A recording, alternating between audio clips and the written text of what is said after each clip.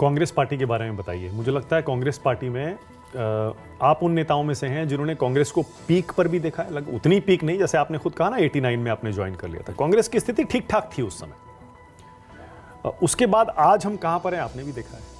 क्या हो गया, ये इतने बुरे हाल में कैसे आ गई कांग्रेस? देखिए, हर 10-12 साल में कांग्रेस ने अपने भीतर बड़े परिवर्तन लाने की हिम्मत दिखाई। जिस पार्टी ने राष्ट्रीयकरण किया बैंकों का, उसी पार्टी ने 20-25 सालों के भीतर अर्थव्यवस्था को खोल दिया, लिबरलाइज भी कर दिया। आप सोचिए, उसी पार्टी ने किया।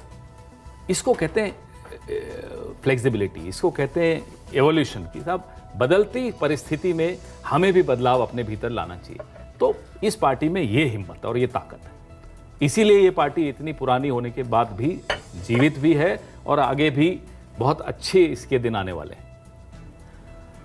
हो सकता है कि जो परिवर्तन पिछले 10 साल में या 20 साल में हमें लाने चाहिए थे अपने भीतर, वो शायद हम नहीं लाए। टेक्नोलॉजी, जैसा कि मैंने पहले भी कहा, कम्युनिकेशन, ये तमाम ऐसे पहलू हैं राजनीति के और मीडिया के, जिसको शायद हम समझने में हमने थोड़ी देर कर दी। सोशल मीडिया, डिजिटल मीडिया, तमाम इसमें पिछड़ गए। नई इंटरवेंशन जिसको हम कहते हैं, अब तो नई भी नहीं रही, अब तो पुरानी हो गई है भी, लेकिन हाँ, इसमें हम पिछड़ गए। यानी आप मानते हैं एक बड़ा कारण है आपके पिछड़ने का? बिल्कुल कांग्रेस पार्टी बिल्कुल है। क्यों हो गई कोई देरी? शक की बात नहीं। क्यों हो गई ये देरी?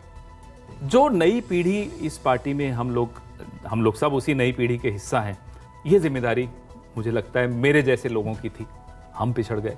हम ये उम्मीद करें कि जो पुरानी पीढ़ी थी उसको अपने आप को ढालना चाहिए था नई टेक्नोलॉजी में, ये हमसे भी हम गलत करेंगे। वो हमसे ये अपेक्षा थी, ये उम्मीद हमसे थी पार्टी को। शायद हम इसमें चूक गए। जब आपने ज्वाइन किया था 89 में, तब उस समय कांग्रेस का मॉडल क्या था? कैसे चलती थी उस समय की कांग्रेस? सड़क पर जो कनेक्ट था लोगों के साथ कांग्रेस का, वो मुझे लगता है बहुत ज़्यादा मजबूत था उस वक्त। और हम सत्ता में भी थे। और राजीव जी थे। राजीव जी का एक अलग ऑरा था। नौजवान उनके प्रति बहुत आकर्षित होते थे। तो चुनाव में जिस तरह का कनेक्ट चुनाव के बाद, चुनाव से पहले, चुनाव के दौरान दिखता था, वो अपने आप में बहुत कमाल। मैं आपको बताता हूँ, आप 89 की बात कर रहे हैं, मैं आपको 83 की बताता हूँ। इंदिरा जी उदयपुर आई मेरे शहर में। हाँ। मैं 20 किलोमीटर चला उनका भाषण सुनने के लिए। और मेरे जैसे अनेक लोग थे, चल के गए उनका भाषण सुनने इतना दूर दूर तक। कोई लेकर नहीं गया, कोई बसों में भर के ले जा रहे हैं, नाश्ता करा रहे हैं, ऐसा कोई नहीं सिस्टम था। पैदल लोग जाते थे। तो अब वो स्थितियां बहुत बदली। तो आपके घर में भी कांग्रेस की विचारधारा थी, या बचपन से आप राजीव जी और कांग्रेस के प्रति? मेरे नाना जी थे कांग्रेस, फ्रीडम फाइटर भी थे और कांग्रेस में के सक्रिय कार्यकर्ता थे। महाराष्ट्र में ऑफिस बेरर भी थे। घर में माहौल राजनीतिक तो था ही। मैं एक ऐसे परिवार से आता हूँ जिसके 14-15 पुरुष सदस्य मार दिए गए पार्टीशन के दौरान। मेरे दादाजी, मेरे चाचा जी। तो घर में वो पॉलिटिकल अवेयरनेस, राजनीतिक वो था, चेतना थी सबके अंदर, दादी में खास तौर पे। और मैं वो कभी भूल नहीं पाता। रात को जब वो मुझे सुलाती थी, मेरी दादी कहानियाँ जब सुनाती थी अपने गांव की पुराने, तो उनको रोना आ जाता था। और वो रोती थी तो मेरे को वैसे ही नींद नहीं आती थी। तो वो मैं कभी नहीं भूल पाऊँगा। तो मेरे दादी ने मेरे पिताजी पर बड़ा दबाव डाला कि बच्चों को अंग्रेजी मीडियम स्कूल में पढ़ाना, कहीं ये संघ के चक्कर में नहीं पड़ जाए। ये मेरी दादी के शब्द थे।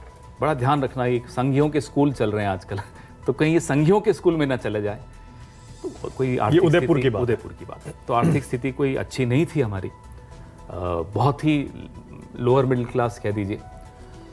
मुश्किल था उनके लिए 3 बच्चों को कॉन्वेंट में डालना, लेकिन उन्होंने डाला क्योंकि दादी का दबाव बहुत ज़्यादा था। तो तीनों बच्चों को उन्होंने कॉन्वेंट में पढ़ाया। और बड़ी राजनीतिक थी मेरी दादी। तो कहती थी कि देखिए, संघी और लीगी मतलब मुस्लिम लीग, ये संघी और लीगियों ने देश को बांटा है। तो वो अवेयरनेस बचपन से जो उन्होंने डाली वही दिमाग में रह गई। ओके।